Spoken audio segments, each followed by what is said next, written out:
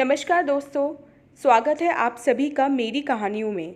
मैं हूं शिखा और एक बार फिर से आपके लेकर आई हूं एक नई कहानी और उम्मीद करती हूं कि ये कहानी भी बाकी कहानियों की तरह आपको बेहद पसंद आएगी और आप पहले की तरह अपना प्यार और सपोर्ट मेरी वीडियोस पर बनाए रखेंगे। तो चलिए अपनी आज की कहानी शुरू करते हैं। सुनंदा ने ड्रेसिंग टेबल के शीशे में खुद पर एक नज़र डाली। खुश हुई, लगा वह अच्छी लग रही है। अपने शोल्डर कट बालों पर कंघी फेरी, मनपसंद परफ्यूम लगाया। टाइम देखा, 5 बज रहे थे। किटी पार्टी में जाने का टाइम हो रहा था। अपने बैग में अपना फ़ोन, घर की चाबी रखी। अपने नए कुर्ते और चूड़ीदार पर फिर एक नज़र डाली। यह ड्रेस उसने पिछले हफ्ते ही खरीदी थी अपने लिए। आज उसका जन्मदिन है। उसने सोचा किट्टी पार्टी में जाते हुए एक केक लेकर जाएगी और किट्टी की बाकी सदस्यों के साथ काटेगी और भरपूर इंजॉय करेगी। वह अपनी किट्टी की सबसे उम्रदराज सदस्य है। खुद ही उसे हंसी आ गई। उम्रदराज क्यों? 50 की ही तो हो रही है आज। यह इतनी भी उम्र नहीं है कि वह अपने को उम्रदराज समझे। वह तो अपने आप को बहुत यंग और ऊर्जावान महसूस करती है। उम्र से क्या होता है? चलो कहीं देर ना हो जाए। उसने जैसे ही पर्स उठाया, डोरबेल बजी। इस वक्त कौन है? सोचते हुए उसने दरवाज़ा खोला तो सामने दिल धक से रह गया। सामने बुआ सास सुभद्रा, जेठानी रमा और उसकी अपनी बड़ी बहन अलका खड़ी थी। सुनंदा के मुंह से कोई बोल नहीं फूटा तो सुभद्रा ने ही कहा, अरे मुंह क्या देख रही है? अंदर आने के लिए नहीं कहेगी? हाँ हाँ, अरे आइए ना आप लोग, कहते हुए उसने सुभद्रा के पैर छुए। तीनों ने उसे जन्मदिन विश करते हुए गिफ्ट्स दिए। रमा बोली, आज बहुत अच्छे दिन तुम्हारा बर्थडे पड़ा है। सुबह ही देवी मंदिर में बाबा जी आए हैं। पहले उनका प्रवचन होगा, फिर कीर्तन। चलो हम लोग तुम्हें लेने आए हैं। सुनंदा हकलाई, मैं? कीर्तन? सुभद्रा ने कहा, चल, पता नहीं सारा दिन क्या करती रहती है। कुछ धर्म में मन लगा, पुण्य मिलेगा। बाबा जी इस बार बहुत दिनों में आए हैं, अगली बार पता नहीं कब आए। सुनंदा का मूड खराब हो गया। मन ही मन बाबा जी को कोसा, आज ही क्यों आ गए? उसकी किट्टी है। लेकिन ये तीनों तो यह सुनकर ही बिदक जाएंगी कि वे कीर्तन छोड़कर किट्टी में जाना चाहती है। वैसे ये तीनों उसके रंग ढंग देखकर परेशान रहती हैं। फिर अलका ने उसे तैयार देखकर पूछा, कहीं जा रही थी क्या? हाँ दीदी, कुछ ज़रूरी काम था। बाद में करते रहना अपना ज़रूरी काम। बाबा जी के प्रवचन से ज़्यादा ज़रूरी क्या है इस समय? जल्दी चलो, नहीं तो जगह नहीं मिलेगी। तो ना मिले, ऐसी तैसी में गया प्रवचन और कीर्तन, उसे नहीं जाना है। सुनंदा ने मन ही मन सोचा। तीनों को प्रत्यक्षतः कुछ कहने की स्थिति में नहीं थी। वह क्या करे, यही सोच रही थी कि सुभद्रा ने अधिकारपूर्वक हठीले स्वर में कहा, अब चल। सुनंदा ने भरे मन से कहा, ठीक है, कार निकाल लेती हूँ। सुभद्रा ने कहा, हाँ, गाड़ी से जाना ठीक रहेगा, देर तो कर ही दी तूने। सुनंदा ने कार निकाली। तीनों बैठ गईं। देवी मंदिर पहुंचकर देखा, खूब भीड़ भाड़ थी। पुरुष बहुत कम थे, जो थे बुजुर्ग ही थे। महिलाओं का एक मेला सा था। सुनंदा मन ही मन छटपटा रही थी। चुपचाप तीनों के साथ जाकर फर्श पर बिछी एक दरी पर एक कोने में बैठ गई। बाबा जी पधारे। सारी महिलाओं ने बाबा जी की जय का नारा लगाया। प्रवचन शुरू हो गया। सुनंदा परेशान थी। उसका कहाँ मन लगता है इन प्रवचनों में, कीर्तनों में। किसी बाबा जी में उसकी कोई श्रद्धा नहीं है। उसे सब ढोंगी, पाखंडी लगते हैं। प्रवचन के एक भी शब्द की तरफ उसका ध्यान नहीं था। उसे तो यही ख्याल आ रहा था कि किट्टी शुरू हो गई होगी। उफ, सब उसका इंतज़ार कर रहे होंगे। आज वह अपने बर्थडे पर एंजॉय करना चाहती थी और यहाँ यह बाबा जी का उबाऊ प्रवचन, फिर कीर्तन। हाय, अब सब हाउजी खेल रहे होंगे। कितना मज़ा आता है उसे इस खेल में। उसके उत्साह का सब कितना मज़ा लेती हैं। अब स्नैक्स का टाइम हो रहा होगा। नेहा के घर है आज पार्टी। हम सब में सबसे कम उम्र की है, लेकिन कितना हिलमिल गई है सबसे। आज उसने मालपुए बनाए होंगे सबकी फरमाइश पर। कितने अच्छे बनाती है। सुनंदा के मुंह में पानी आ गया। बाबा जी का ज्ञान चल रहा था। ये दुनिया क्या है? माया है। सुनंदा ने मन ही मन तुक बनाई। तू आज मेरे बर्थडे पर ही क्यों आया है? अपनी तुकबंदी पर वह खुद ही हंस दी। उसे मुस्कुराता देख अलका ने उसे कोहनी मारी। शांति से बैठ। कैसे निकले यहाँ से? अभी कीर्तन शुरू हो जाएगा। यह सोच सबकी नज़र बचाकर उसने अपने बैग में हाथ डालकर मोबाइल पर सुनीता को मिस कॉल दी। उसे पता था वह तुरंत वापस फ़ोन करेगी। सुनीता उसकी सबसे करीबी सहेली थी। यह किट्टी इन दोनों ने ही शुरू की थी। छाँट छाँट कर एक से एक पढ़ी लिखी, नम्र, शिष्ट महिलाओं का ग्रुप बनाया था। सुनीता का फ़ोन आ गया। क्या हुआ सुनंदा, तुम कहाँ हो? सुनंदा ने एक्टिंग करते हुए सुभद्रा को सुनाते हुए कहा। क्या? कब? अच्छा, मैं अभी पहुँच रही हूँ। रमा और अलका ने उसे घबराए हुए देखा। धीरे से पूछा, क्या हुआ? सुनंदा ने घबराते हुए कहा, मैं जा रही हूँ, एक परिचित का एक्सीडेंट हो गया है, जाना ज़रूरी है। सुभद्रा ने आंखें तरेरी। तो फ़ोन बंद नहीं रख सकती थी क्या? बाद में चली जाना। तू जाकर क्या कर लेगी? बाबा जी। सुनंदा ने बात पूरी ही नहीं होने दी, उठ खड़ी हुई। बाद में मिलते हैं। सुनंदा जाने लगी। कितनी औरतों ने उसे घूरा। वह सबको अनदेखा कर बाहर निकल गई। चैन की सांस ली। केक की प्रसिद्ध शॉप पर जाकर केक खरीदा और पहुंच गई नेहा के घर। सब उसे देखकर खुश हो गई। नेहा ने कहा, सुनंदा जी, इतना लेट? सुनीता ने कहा, यह तुम फ़ोन पर कब, क्या, क्यों कर रही थी? सुनंदा ने हंसते हुए सबको पूरी कहानी सुनाई। सब बहुत हंसी। अनामिका बोली, सुनंदा जी, आपका जवाब नहीं। आप हमारे सामने जिंदा दिली का सजीव उदाहरण हैं। तो और क्या, मैं आज की शाम किसी बाबा जी के लिए तो खराब नहीं कर सकती थी।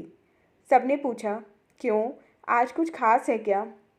सुनंदा ने केक टेबल पर रखते हुए कहा, हाँ भाई, आज मेरा बर्थडे है और मैं ये शाम तुम लोगों के साथ बिताना चाहती थी। सब सुनंदा को गर्मजोशी से विश करते हुए उसके गले लग गई। सुनंदा की आंखें भर आईं। बोली, तुम लोग ही तो अब मेरा परिवार हो, जिनके साथ समय बिताकर मैं खुश हो जाती हूँ। बहुत अच्छा समय बिताकर सुनंदा खुशी खुशी घर लौट आई। घर आकर अपने बेडरूम में थोड़ी देर के लिए लेट गई। वह 30 साल की थी जब उसके पति नीलेश की कैंसर से मृत्यु हो गई थी। तब उनका इकलौता बेटा गौरव केवल 7 साल का था। सुनंदा के ऊपर जैसे पहाड़ टूट पड़ा था। नीलेश की असामयिक मौत पर वह परकटे पंछी की तरह मर्मांतक पीड़ा के अगाध सागर में डूब गई थी। पर गौरव को देखकर उसने खुद को संभाला था। नीलेश इंजीनियर थे। उनकी सब जमा पूंजी सुनंदा को हस्तांतरित हो गई थी, जिसे सुनंदा ने बहुत सोच समझकर गौरव की पढ़ाई में लगाया था। घर अपना था ही। आज गौरव भी सॉफ्टवेयर इंजीनियर है, जो 1 साल के लिए अपनी पत्नी कविता के साथ अपनी कंपनी की तरफ से किसी प्रोजेक्ट के लिए ऑस्ट्रेलिया गया हुआ है। रोज़ रो रो कर जीने की बजाय सुनंदा ने जीवन को हंसी खुशी से काटना चाहा। गौरव उसके बैंक अकाउंट में बार बार मना करने पर भी उसकी ज़रूरत से ज़्यादा पैसे जमा करवाता रहता था। वे माँ बेटे कम, दोस्त से ज़्यादा थे। गौरव एक आदर्श बेटा सिद्ध हुआ था। ऐसे ही अच्छे स्वभाव की कविता भी थी। गौरव की जिद पर वह ड्राइविंग, कंप्यूटर सब सीख चुकी थी। एक मेड आकर सुनंदा के सारे घर के काम कर जाती थी। गौरव और कविता से उसकी रोज़ बात होती थी। कुल मिलाकर अपने जीवन से सुनंदा पूर्णतः संतुष्ट थी। नीलेश अपने माता पिता के छोटे बेटे थे। नीलेश की मृत्यु का उन्हें ऐसा धक्का लगा कि 1 साल के अंदर दोनों का हार्ट फेल हो गया था। बड़ा बेटा देवेश, उसकी पत्नी रमा और उनके 2 बच्चे सार्थक और तन्वी, जिन्हें अपनी चाची सुनंदा से बहुत लगाव था। वे अपनी चाची से मिलने आते रहते थे।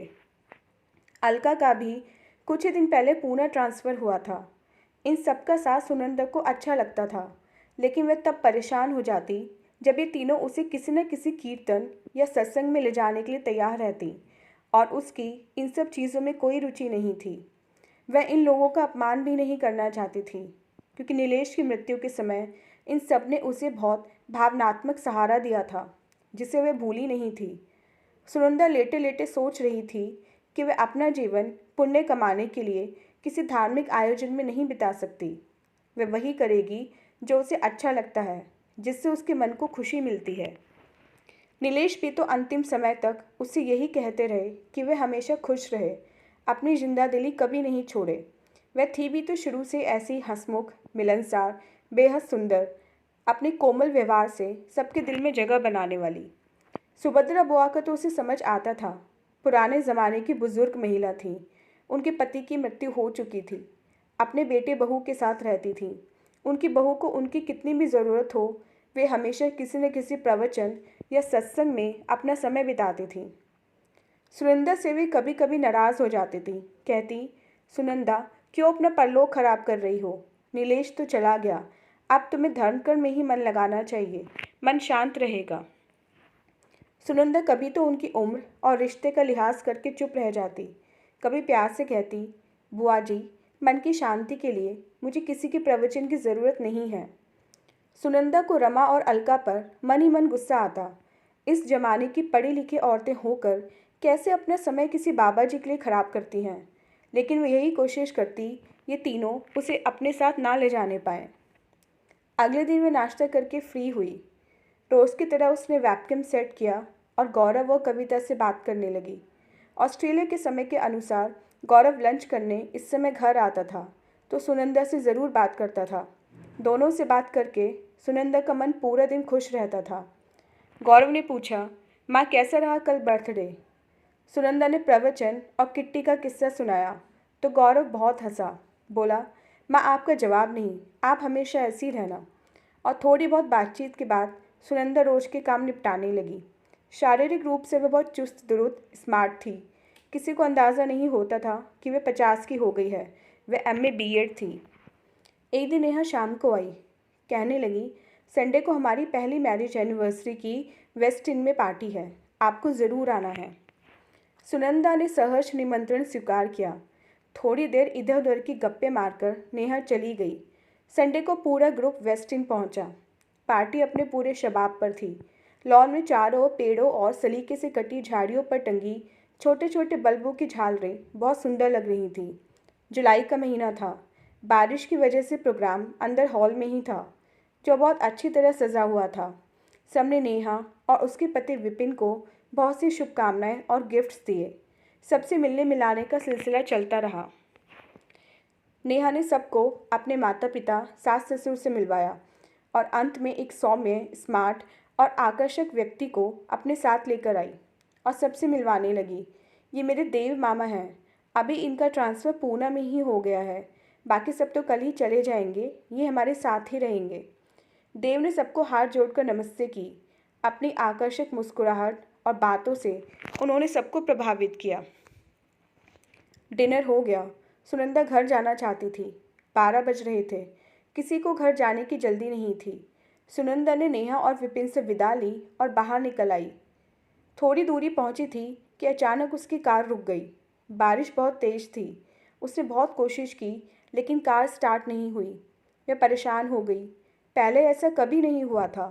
कुछ समझ नहीं आया तो उसने नेहा को अपनी परेशानी बताई। नेहा ने फ़ौरन कहा, आप वहीं रुकिए, मैं भी मामा को भेजती हूँ। अरे नहीं, उन्हें क्यों तकलीफ़ देती हो? कोई तकलीफ़ नहीं होगी उन्हें, बाकी सब डांस फ्लोर पर हैं, मामा ही अकेले बैठे हैं, वे आ जाएंगे, मैं आपका नंबर भी उन्हें दे देती हूँ। थोड़ी देर में देव पहुँच गए। उन्होंने फ़ोन पर कहा, आप अपनी गाड़ी वहीं लॉक करके मेरी गाड़ी में आ जाइए। बारिश बहुत तेज़ है, ध्यान से आइएगा, मैं सामने खड़ी ब्लैक गाड़ी में हूँ। सुनंदा ने गाड़ी में हमेशा रहने वाला छाता उठाया, गाड़ी लॉक की और फिर देव की गाड़ी में बैठते ही बोली, सॉरी, मेरी वजह से आपको परेशानी उठानी पड़ी। देव हंसते हुए बोले, मैं तो वहाँ अकेले बेकार ही बैठा था, मुझे बारिश में ड्राइविंग करना अच्छा लगता है। सुनंदा उन्हें अपने घर का रास्ता बताती रही। घर आ गया तो देव ने कहा, अगर आप चाहें तो अपनी कार की चाबी मुझे दे दें, मैं ठीक करवा दूंगा, या घर पर कोई है तो ठीक है। ओह थैंक्स अ लॉट, कहते हुए सुनंदा ने कार की चाबी देव को दे दी। देव गुड नाइट बोलकर चले गए। अगले दिन शाम को नेहा देव के साथ सुनंदा से मिलने चली आई। सुनंदा दोनों को देखकर खुश हुई। नेहा देव को सुनंदा के बारे में सब बता चुकी थी। बातचीत के साथ चाय नाश्ता होता रहा। रात की पार्टी की बातें होती रही। नेहा ने कहा, कितना मना कर रहे हैं हम लोग मामा को अलग फ्लैट लेकर शिफ्ट करने से, लेकिन मामा तो हैं ही शुरू से ज़िद्दी। देव मुस्कुराते हुए बोले, तुम लोगों को प्राइवेसी चाहिए या नहीं? सुनंदा हंस पड़ी तो देव उठ खड़े हुए, बोले, मैं चलता हूँ, मुझे अपनी नई गृहस्थी की शॉपिंग करनी है। नेहा ने कहा, विपिन आने वाले होंगे, मैं भी चलती हूँ। सुनंदा बोली, मैं भी थोड़ा घर का सामान लेने जा रही हूँ। नेहा ने कहा, तो आप मामा के साथ ही चली जाइए ना, कार तो अभी है नहीं आपके पास। सुनंदा ने औपचारिकतावश मना किया तो देव बोले, चलिए ना, मुझे कंपनी मिल जाएगी। सुनंदा ने सहमति में सिर हिला दिया, कहा, आप बैठिए, मैं तैयार हो जाती हूँ। नेहा चली गई। देव सुनंदा का इंतज़ार करने लगे। सुनंदा तैयार होकर आई तो देव ने उसे तारीफ भरी नज़रों से देखा तो वह थोड़ा सकुचाई। फिर दोनों घर से निकले ही थे कि बहुत तेज़ बारिश होने लगी। दोनों ने एक दूसरे को देखा। देव ने कहा, क्या हमेशा हम दोनों के साथ होने पर तेज़ बारिश होगी? सुनंदा खुलकर हंस दी। दोनों ने शॉपिंग की, फिर कॉफ़ी पी और देव ने सुनंदा को उसके घर छोड़ दिया। देव की बातों से उसने इतना ज़रूर अंदाज़ा लगाया था कि देव अकेले हैं। ज़्यादा कुछ उसने पूछा नहीं था। वह सोच रही थी, वह माने या ना माने, देव ने उसके मन में कुछ हलचल सी ज़रूर पैदा कर दी है। यदि ऐसा नहीं है तो उसका मन देव के इर्द गिर्द ही क्यों भटक रहा है? बाहर बारिश, कार के अंदर चलता एक पुराना कर्णप्रिय गीत, देव का बात करने का मनमोहक ढंग सुनंदा को बहुत अच्छा लगा था। नीलेश के बाद आज पहली बार किसी पुरुष के साथ ने उसके मन में इस तरह हलचल मचाई थी। अगली किटी पार्टी का दिन आ गया। पार्टी सुरेखा के यहाँ थी। इस बार नेहा सबको उत्साहित होकर बता रही थी। मामा की शादी के 1 साल बाद ही उनका डाइवोर्स हो गया था। मामी अपने किसी प्रेमी के साथ शादी करना चाहती थी। वह मामा के साथ एक दिन भी नहीं चाहती थी। मामा को उन्होंने बहुत तंग किया। मामी की इच्छा को देखते हुए मामा ने उन्हें चुपचाप डाइवोर्स दे दिया। उन्होंने तो अपनी प्रेमी से शादी कर ली, लेकिन मामा ने उसके बाद गृहस्थी नहीं बसाई। मामा एक मल्टीनेशनल कंपनी में अच्छी पोस्ट पर हैं, बस उन्होंने काम में ही हमेशा खुद को व्यस्त रखा। देव अलग फ्लैट में शिफ्ट हो चुके थे। सुनंदा उन्हें उनकी कॉलोनी तक छोड़ आई। अब तक दोनों में अच्छी दोस्ती हो चुकी थी। कोई औपचारिकता नहीं बची थी। अब दोनों मिलते रहते, अंतरंगता बढ़ रही थी। कई जगह साथ आते जाते, सब कुछ अपने आप होता जा रहा था। देव कभी नेहा के यहाँ भी चले जाते थे। उन्होंने एक नौकर रख लिया था जो घर का सब काम करता था। सुनंदा ने गौरव को देव के बारे में सब कुछ बता दिया था, उनके साथ उठना बैठना, आना जाना, सब। सुनंदा विमुग्ध थी, अपने आप पर, देव पर, अपनी नियति पर। अब लगने लगा था कि शरीर की भी कुछ इच्छाएं, आकांक्षाएं हैं। उसे भी किसी के स्निग्ध स्पर्श की कामना थी। आजकल सुनंदा को लग रहा था कि जैसे जीवन का यही सबसे सुंदर, सबसे रोमांचकारी समय है। वह पता नहीं क्या क्या सोचकर सचमुच रोमांचित हो उठती। देव और सुनंदा की नज़दीकियाँ बढ़ रही थीं। देव ऑफिस से भी सुनंदा से फ़ोन पर हालचाल पूछते, अक्सर मिलने चले आते। सुनंदा की पसंद नापसंद काफ़ी जान चुके थे, अतः अक्सर सुनंदा की पसंद का कुछ लेते आते तो सुनंदा हैरान सी कुछ बोल भी न पाती। एक दिन विपिन से विचार विमर्श के बाद नेहा ने सुनंदा को छोड़कर किटी पार्टी की बाकी सब सदस्यों को अपने घर बुलाया। सब हैरान सी पहुंच गईं। मंजू ने कहा, क्या हुआ नेहा, फ़ोन पर कुछ बताया भी नहीं और सुनंदा जी को बताने के लिए क्यों मना किया? नेहा ने कहा, पहले सब सांस तो ले लो, मेरे मन में बहुत दिन से कोई बात चल रही है, मुझे आप सबका साथ चाहिए।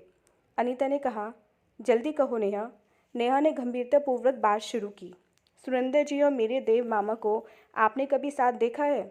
सबने कहा, हाँ, कई बार। आपने महसूस नहीं किया कि दोनों एक दूसरे के साथ कितने अच्छे लगते हैं, कितने खुश रहते हैं एक साथ? अनीता ने कहा, तो क्या हुआ, सुनंदा जी तो हमेशा खुश रहती हैं। मैं सोच रही हूँ सुनंदा जी मेरी मामी बन जाएं तो कैसा रहेगा? पूजा बोली, पागल हो गई हो क्या नेहा? सुनंदा जी सुनेंगी तो कितना नाराज़ होंगी। क्यों नाराज़ क्यों होंगी? अगर वे देव मामा के साथ खुश रहती हैं तो हम आगे का कुछ क्यों नहीं सोच सकते? आज तक वे हमारी हर ज़रूरत के लिए हमेशा तैयार रहती हैं, हम उनके लिए कुछ नहीं कर सकते क्या? अनीता ने कहा, तुम्हें अंदाज़ा है उनकी सुभद्रा बुआ, जेठानी और बहन ये सुनकर भी उनका क्या हाल करेंगी? क्यों, इसमें बुरा क्या है? मैं आप सबसे छोटी हूँ, आपसे रिक्वेस्ट ही कर सकती हूँ कि आप लोग मेरा साथ दो प्लीज़। समय बहुत बदल चुका है और सुनंदा जी तो किसी की परवाह ना करते हुए जीना जानती हैं। पूजा ने कहा, गौरव के बारे में सोचा है? बहुत देर से चुप बैठी सुनीता ने कहा, जानती हूँ मैं अच्छी तरह गौरव को, वह बहुत समझदार लड़का है, वह अपनी माँ को हमेशा खुश देखना चाहता है। बहुत देर तक विचार विमर्श चलता रहा। फिर तय हुआ सुनीता ही इस बारे में सुनंदा से बात करेंगी। अगले दिन सुनीता सुनंदा के घर पहुंच गई। इधर उधर की बातों के बाद सुनीता ने पूछा, और देव कैसे हैं? मिलना होता है या नहीं? सुनंदा के गौरे चेहरे पर देव के नाम से ही एक लालिमा छा गई और वह बड़े उत्साह से देव की बातें करने लगी। सुनीता ने मुस्कुराते हुए कहा, इतने अच्छे हैं मिस्टर देव, तो कुछ आगे के लिए भी सोच लो। सुनंदा ने प्यार भरी डांट लगाई, पागल हो गई हो क्या? दिमाग तो ठीक है ना? हम सबकी यही इच्छा है। अच्छा, मैं भी जा रही हूँ। अच्छी तरह सोच लो, लेकिन ज़रा जल्दी, हम लोग जल्दी आएंगी। सुनंदा कितने ही विचारों में डूबती उतराती रही कि क्या करें।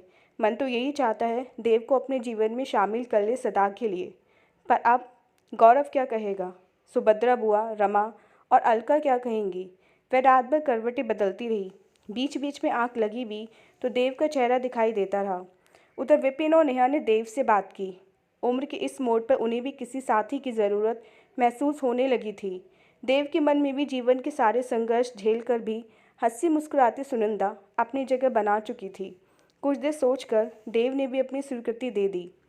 सुबह जब सुनंदा का गौरव से बात करने का समय हो रहा था, सब पहुंच गईं और विपिन और देव के साथ। देव और सुनंदा एक दूसरे से आंखें बचाते शर्माते रहे।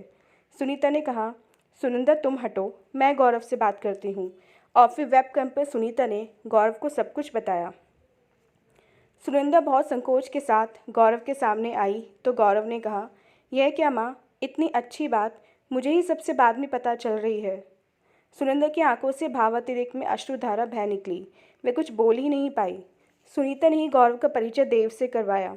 देव की आकर्षक सौम्य से मुस्कान गौरव को भी छू गई और उसने इस बात में अपनी सहर्ष सहमति दे दी तो सुनंदा के दिल पर रखा बोझ हट गया। गौरव ने कहा, माँ, आप दादी, ताई जी और मौसी की चिंता मत करना। उन सबको मैं आकर संभाल लूँगा। आप किसी की चिंता मत करना माँ।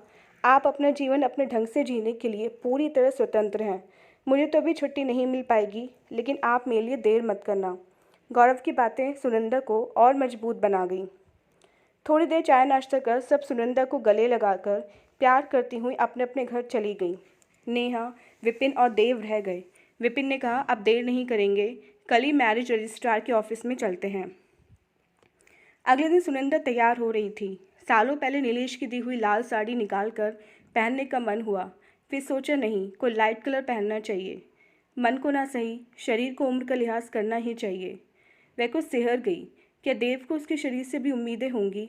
स्त्री को लेकर पता नहीं क्यों लोग हमेशा नकारात्मक भ्रांतियाँ रखते हैं। कभी किसने यह क्यों नहीं सोचा कि उम्र दराज स्त्री भी?